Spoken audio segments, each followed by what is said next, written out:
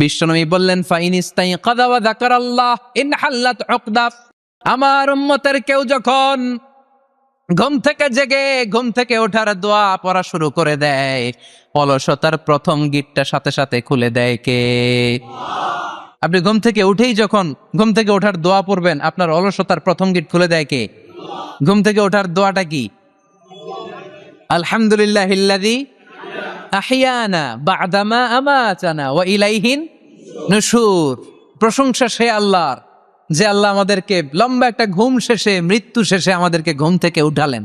এই দোয়াটা পড়ার সাথে সাথে শয়তান যে তিনটা গিট মারছে, ওই তিনটার একটা খুলে দেয় কে?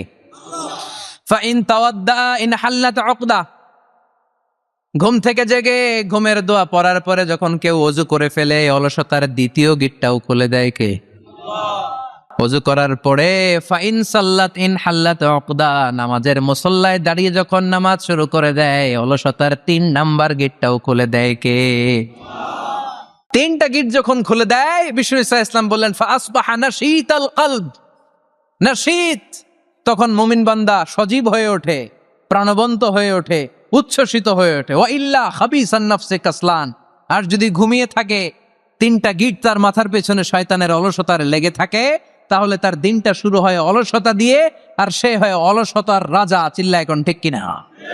এজন্য আমরা কি অলস হতে চাই না কর্মঠ হতে চাই? কোন নবীরা কি অলস ছিলেন? পৃথিবীতে কোন নবী অলস ছিলেন?